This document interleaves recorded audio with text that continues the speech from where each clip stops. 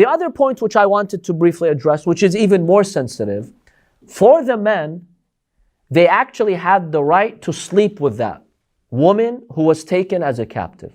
And this was an incentive for them. So even if they were from their enemies, but given that incentive, this actually encouraged them to take them. Now I know this is a very, very sensitive topic, but how can we try to understand this based on 7th century Arabia? A woman is taken from her village. The men have been killed. She's now taken to the, for example, Medina community, to that Muslim community. Then a man buys her. She goes into the house of the man, and the man can sleep with her according to the Quran, according to Islamic law, against even her wishes. How do you rationalize something like that? And this is something that you find today more and more in the West.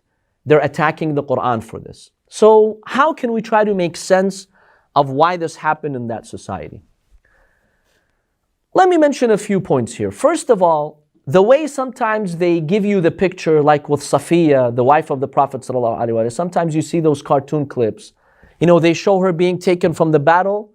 Her husband was killed an hour ago. The next hour she's in the tent with the Prophet. That's unrealistic. That's not something that happened. Remember, a woman who's taken as a captive, and if she was previously married, she has to go through the waiting period. You can't just take her and a man sleeps with her the next day. No. Just like a divorce. When a woman goes through a divorce, she has to have a waiting period before she can marry another man. Same thing with the slaves. They had to go through a waiting period. So that's the first point to clarify. Many non-Muslims, they don't understand this point. They think, oh, she just came from battle and someone... No, it's not like that. You actually have to wait the waiting period. So that's the first point. The second point, for those women who were enslaved, remember, the Prophet did not bring slavery. The Prophet lived in a world which was based on slavery. Slavery pre-existed Islam many centuries and millennia. The Prophet wanted the most practical way to give rights to these people and to give them their liberty. If the Prophet would have abolished slavery from day one, what do you think would have happened to those tens of thousands of slaves? Let's say the Prophet in Medina says, slavery is not allowed. All of you free them immediately. What would have happened? Those slaves would have all died and starved. Because many of those slaves were illiterate, they didn't have any jobs. All they did, they worked for their masters. You suddenly kick them out of the house, hey, go fend for yourself. He can't function. He's not prepared to function and support a family. Because all his life, he's lived with his masters. So this was not a practical way. You needed time. You needed a gradual system that would give them liberty. Then you educate them, you teach them. And that's what, for example, Imam Zayn al-Abidin alayhi salam did. He would buy thousands of slaves, educate them, empower them, teach them, then he would free them. That's something that a slave will appreciate if you do that for him. But if you take a slave from his master and throw him in the street, especially in the absence of a welfare state, what would have happened to them? They would have perished. The Prophet would not do that to them. This was unfair. So the Prophet regulated the system in order to give them gradual liberty. Now when it comes to the women, those women who were slaves, who came from slaves, from families who were slaves, what is the most effective way? And please pay attention to this very sensitive point. The fastest way, the most effective way to grant her liberty. Because the Prophet wanted liberty for everyone. There were women who were slaves.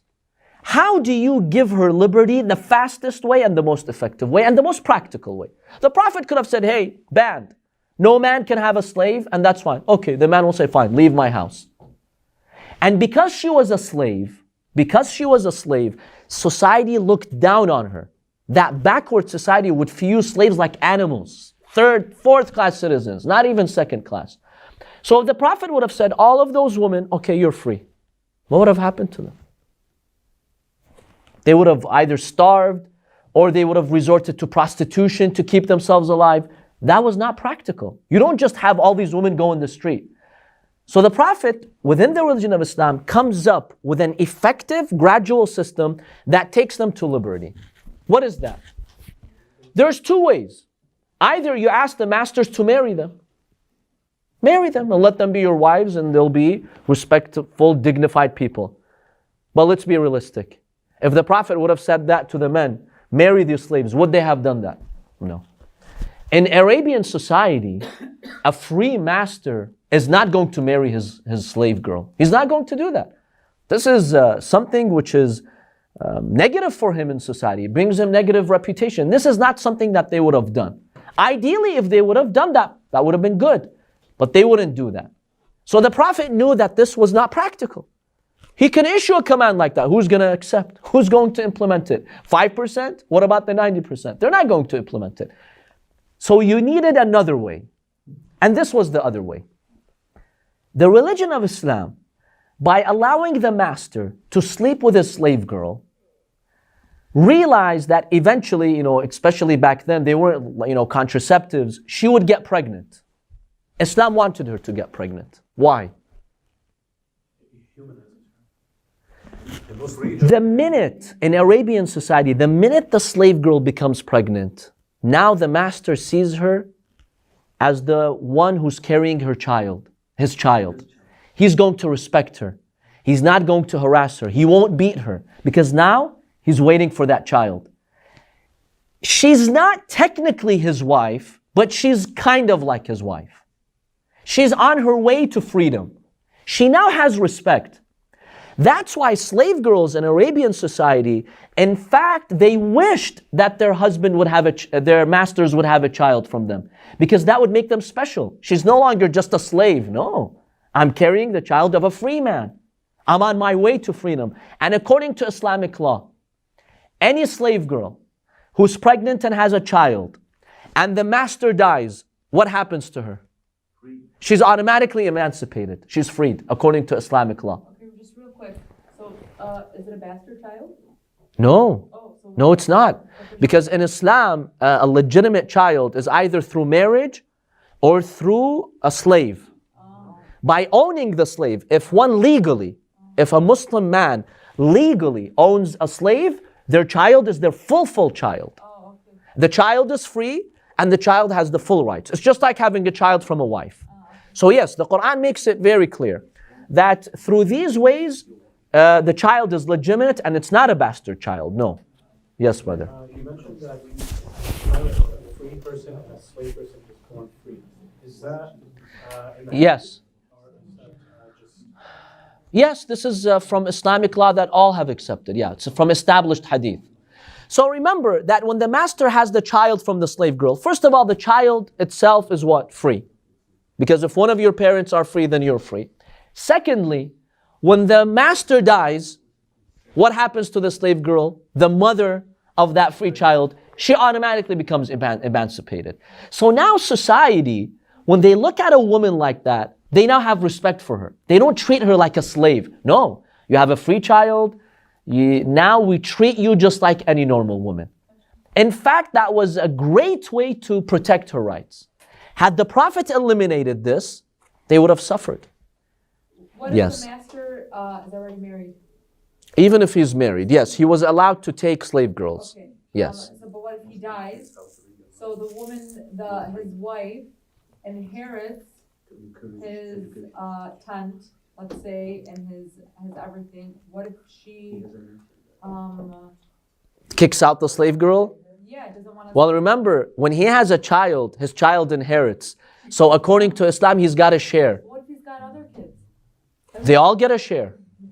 Well, see, in Arabian society, if a man was having multiple slaves and women, he was rich then. Because if you were poor and you didn't have any property, then you couldn't afford that life. So obviously those men, they did have money. So even if they had multiple children, each one would get a good share of the inheritance. So through her son, she actually had a good share. And what if she had a daughter? Through her daughter, she has a share. Only 1/3. The daughter gets less of a share, but in the end, she does have a share. So she can't just be kicked out like that. No, she has a share. So either she has a son or a daughter. She's on her way to emancipation, and she has a right from his inheritance through those children. And that was the most effective way, the fastest way to emancipation. And when you put them all together, we find that Islam really gave them many, many ways to achieve liberty. And that was the fastest, most effective way. That's why in that time, given the world and how many slaves there were, really there weren't many that slaves who would stay as slaves. Eventually they would be either through marriage, either through what you mentioned, they would teach them how to read and write, they would be emancipated. There were many ways that the religion of Islam really pretty much compelled society to free them. So sometimes from the outside you might hear about these laws and they're very troubling, but you have to look at the historical perspective. Now, given what I said, what are some objections that you have? Especially the sisters, let's hear your objections. Remember, I said it's a discussion, so we'd like to hear. Yes? Well, you're basically taking away these women, like you're giving them a home so that they don't risk getting raped, and you're putting them in a home where they do get raped. So it's kind of a lot. See, basically, no, that's a valid observation. We mentioned the reasons why they're taken from that village. It wasn't just rape. Remember, it was starvation and death because the men in Arabia, when you live in a village, remember, this is a nomadic society. There's no state. If the men of that village die, you might as well dead. You and your children. Who's going to take care of you? Other tribes? Yeah. Other tribes would raid you and take any little money that you even have. So they faced starvation, they faced death, they faced prostitution. Sometimes, the only way to make some money, they would be forced into prostitution, or they would be just repeatedly raped by those tribes. This was the other alternative, right? With this alternative, first of all, they're brought to a healthy society. A society that the Prophet is building that fears God. The Prophet's on top of them. Remember, every day he's teaching them, he's warning them. And it was a healthy society. In the presence of the Prophet ﷺ, it was a healthy society. So we could, depend on a healthy society that it will take care of them. So they brought them to a healthy society, teaching them proper Islamic beliefs, the belief in Allah subhanahu wa ta'ala, the Day of Judgment. And that's very important. Taking them from that corrupt idolatry into a monotheistic society, that in itself was a plus for them. That was a way to deliver faith to them. And most of them, by the way, the slaves, they had better faith sometimes than their masters. They would really appreciate the religion of Allah subhanahu wa ta'ala. Secondly, they would be clothed, they would be fed. Number 3, in that society, this second scenario was not considered rape. If she's left in that village and tribes are coming and raiding her, and in a disgraceful way she would be raped, that was rape. But now that she came and a master took her in his care, she technically became like his wife. So you could call it maybe like an arranged marriage, but not rape. In that society, this was not rape. No one considered it rape. Because now that she had a master who was taking care of her, she was on her way to freedom. In fact, being owned by that master and having a child from him was something she wanted. This was something she would not have an objection to. Why? Was she given the option to be owned in the first place? She was not given the option to be owned, no. When that village went to war with the Muslims, and the Muslims captured them, there was 2 options. The Muslims, by, of course, the guidance of the Prophet ﷺ, he could just free them if he saw that they could be taken care of. Or sometimes they would be taken as slaves. So if they were taken as slaves, it was not by their permission, of course. It was not by consent. But now that they came into that society, and initially they were owned by the master. Okay, there was no rape. She's just a slave. In fact, 99% of those slave girls, they would go to the master and they would tell him, I want a child. Why do you want a child? Because when she becomes a child, her child will get her freedom in the future, number 1. Number 2, the minute she's pregnant and she has a child, she's now viewed not as just a slave girl. She's now a respectful woman who has rights in that society. So those women, it wasn't even rape. They would actually ask the masters to have children from them. Because now this was a very easy way for them to get out of slavery, to be viewed with dignity in society. Because then if they have a child, they will no longer be considered as a slave girl. So if you look at most cases, maybe the initial part of it, of being enslaved, was not from their consent. But once they were owned by someone, Oftentimes they did want to have a child. And so they were okay with sleeping with the master. So if you look at these laws of that time, the society of that time, in no way was it considered rape. Now remember, we can't always apply our laws to the entire history of humankind. You know, one thing about Westerners, they're very arrogant. They get together, they come up with a law, oh, whoever doesn't follow that law, that's it. Let's say, let me give you an example. Over here, if you have a 19-year-old, okay, who let's say marries or sleeps with a 17-year-old, what does the law state? That's a type of rape, right? Okay. Let's say in France, the people got together and they say, look, you know, the age 18 didn't come from heaven. You people decided it. We'd like to designate age 16. In our society, we feel the cutoff point is 16. So a 17-year-old can't sleep with a 15-year-old.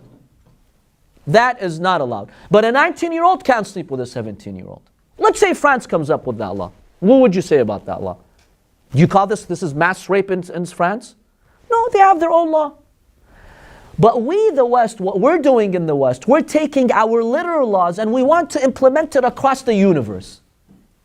You guys came up with your laws, fine. You respect your own laws. But you can't come and judge others who may have had different laws.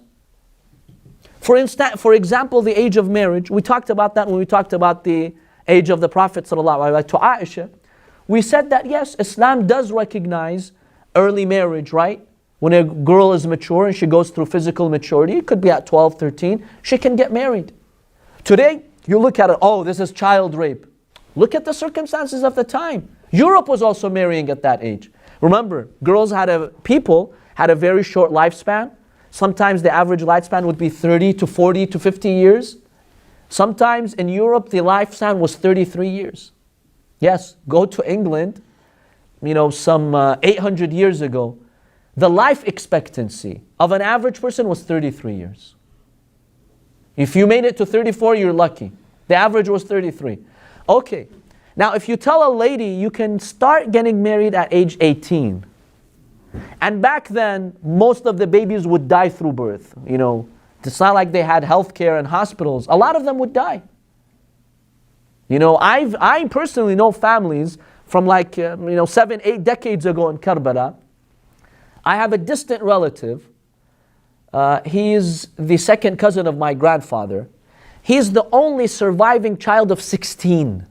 His mom gave birth to 16 kids. They died either at birth or a few days, a few months later. He was the only one who survived. Okay, if you tell a woman you can get married at 18 and you're going to live 33 and most of your kids are going to die, that means, hey, you're not going to have children.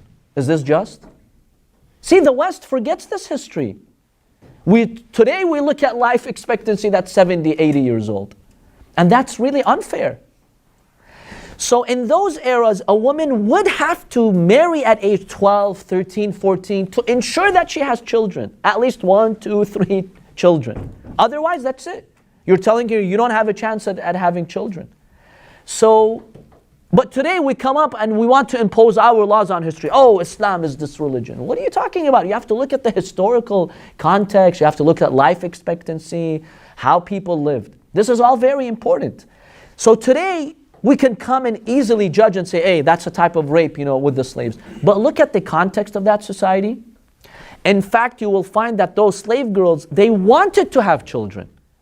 In fact, they would beg the master, give me rights by giving me a child. Then I'll be special. Then people will not consider me slaves anymore. Then I'll be almost like a free woman. So given that, in that times, you really cannot call it rape. You have to kind of understand, you know, look at the lens of that society in order to judge something like that. So does this kind of make sense to you, or you're still firm about it? No, I get where you're going from. I just you have 99%, but there's also that 1% that is going to be rape. But remember, whenever you establish a system, you have to look at the overall. Yeah. Right? When we put a traffic light, when the city puts a traffic light, right? Red means that's it, you can't pass. 1% of people could be in an emergency. Why stop them from crossing the light, especially if it's 2 a.m. and there's nobody on the street, and they have an emergency, they have to go to the hospital. But if you cross that light, can you get still ticketed? Yes. But you could say, I'm that 1% that See, when you put a law, you have to look at the overall cases in society. So whenever a just institution puts laws, you don't look at that 1% exception. You have to put a law that's practical, that works, that liberates most people, and this was the only way. Yes, you might have that 1% who she was not okay with this, but remember, there's no way for you to fix that. What are you going to do? How do you fix that case? Give me a better alternative.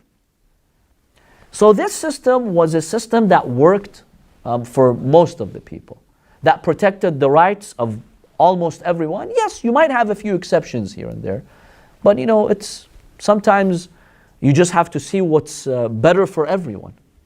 That's a healthy system. A healthy system is not one that can guarantee that every human being won't suffer. Today you have a lot of people who suffer in society. A healthy system is one that makes sense, that ensures the rights of most people are protected in society. You might have an exception here and there. When it comes to children, for example, don't parents here have the discretion to discipline their children? I don't mean physical beating, but to discipline them. Wake them up, take them to school, teach them, right? Don't you think there are some parents who take advantage of that and maybe they psychologically damage their children and abuse them? Don't they? How do you stop that? You can't. You can't stop that. What are you going to do? How do you stop parents from psychologically abusing their children? You can't do anything about that. You put laws, obviously. But there are some cases that you just can't control. So the Prophet can't control that 1%. How is he going to control it? What is he going to do? There wasn't any better alternative. And remember, the religion of Islam is a practical religion. It's not a religion that gives you laws on the clouds and then it cannot be implemented. No, it's a religion that gives you practical laws that can be implemented in society.